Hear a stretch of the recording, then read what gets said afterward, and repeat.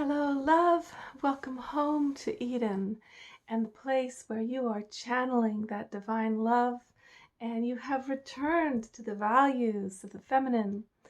And we are seeing the first signs of true integration in this country. Well, what would that first sign be that you can say, wow, I know I've made progress with my own personal unconscious racism? That sign would be that we're all talking about the jail slavery system. We are all coming into consciousness with racial bigotry that's exploding in the country like a festering pussy boil. That's what happens before healing happens. Right before a huge change happens, what happens is the pus of the illness comes up and out. The fever gets really hot. Okay, so we're talking now about the truth of the jail slavery system where we've set it up. White people have set it up so that people of color can be taken there more easily and kept there longer and punished for the rest of their lives by having their votes taken away and this thing put on their record that they were there once. For if you had a family and your kids were hungry, it's like the Middle Ages, where somebody steals an apple for their starving children and then is incarcerated underground for being insane for the rest of their lives. That's how cruel our world here is. And you can see it now with Baby Dump, the anti-president Baby Dump,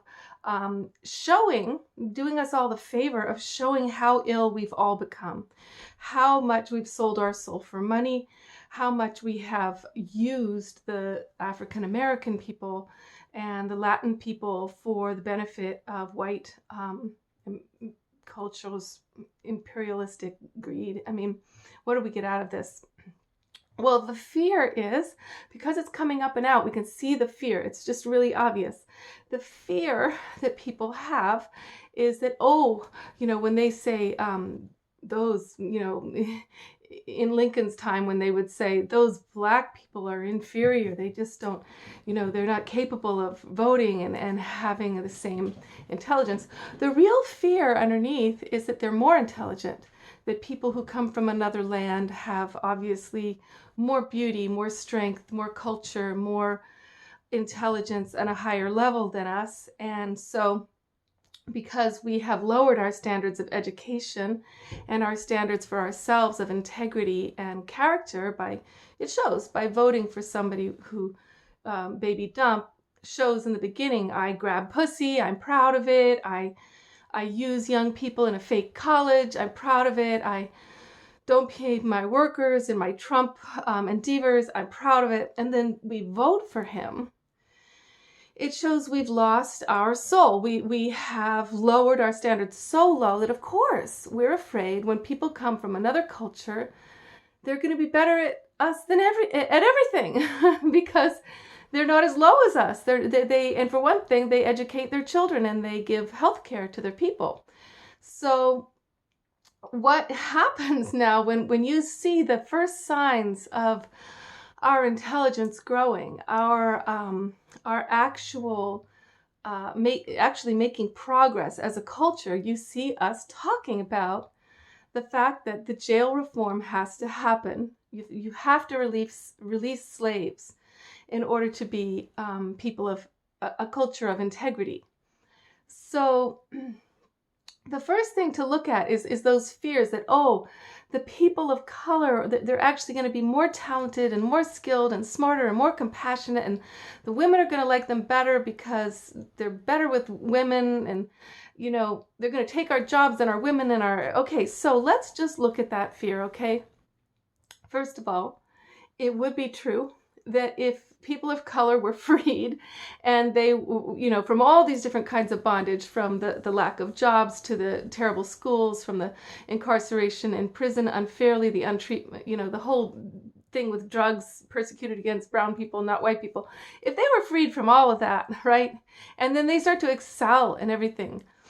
The thing is, once you've really suffered, you just don't want to put other people through it.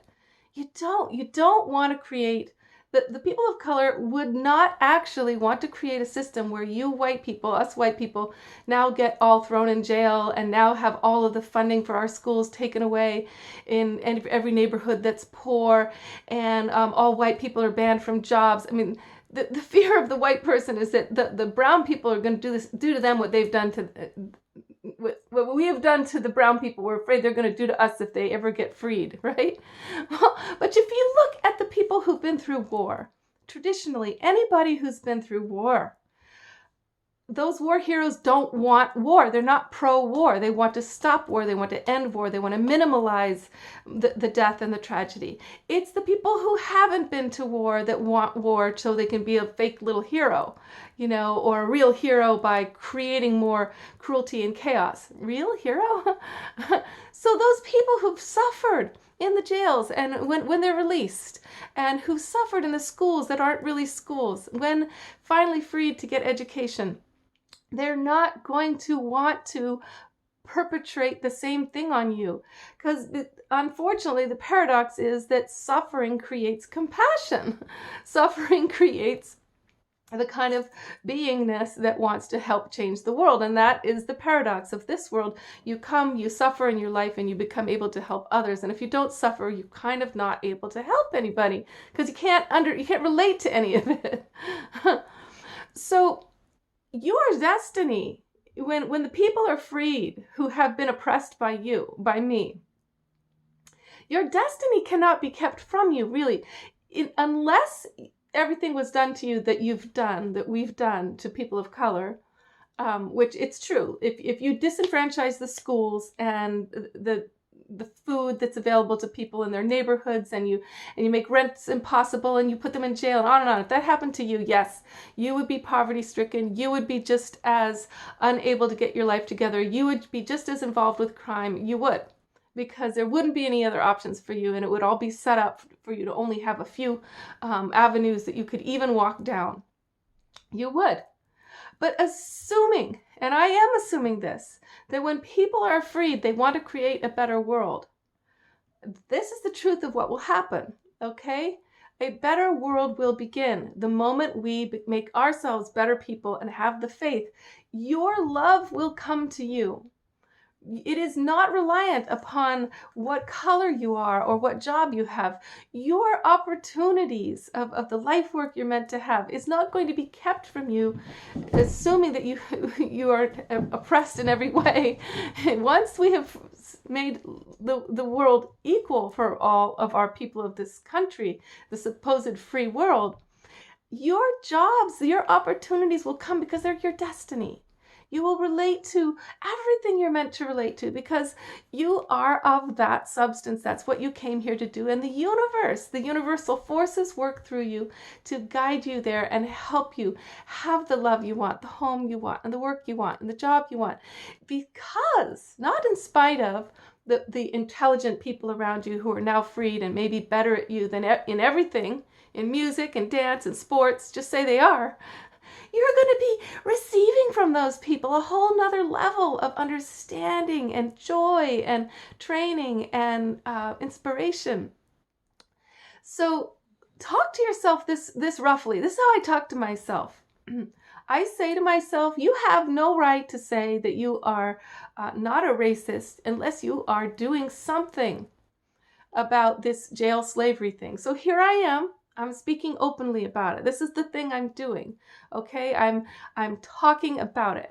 I'm talking about it it's not a popular thing to talk about on my nice little Love Life show. Nobody wants to hear about politics. Well, listen, guys, women are politics. Politics are women. If you don't stand for the women in your politics, it's a sham. She doesn't really love you. Okay? She doesn't really love a man who undermines her in daily life and does shoddy things that hurt other people. That is not the feminine. She's pretending to love you for materialistic reasons. If you're an abuser of other people, you can only have the love of the feminine when you stand up against bullies. And we have this baby bully right now, attempting to get away, actually getting away with terrible atrocities with the support of all these white men. Okay, so it's the last stand of the white men in the big lie that they can get away with murder.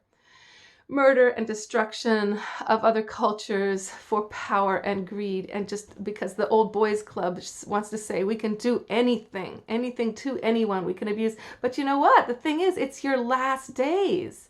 You're about to crumble. If you're in that mentality, you're about to actually have nobody underneath you supporting you. No women, nobody who will believe in you, a future where you will be absolutely disgraced and embarrassed.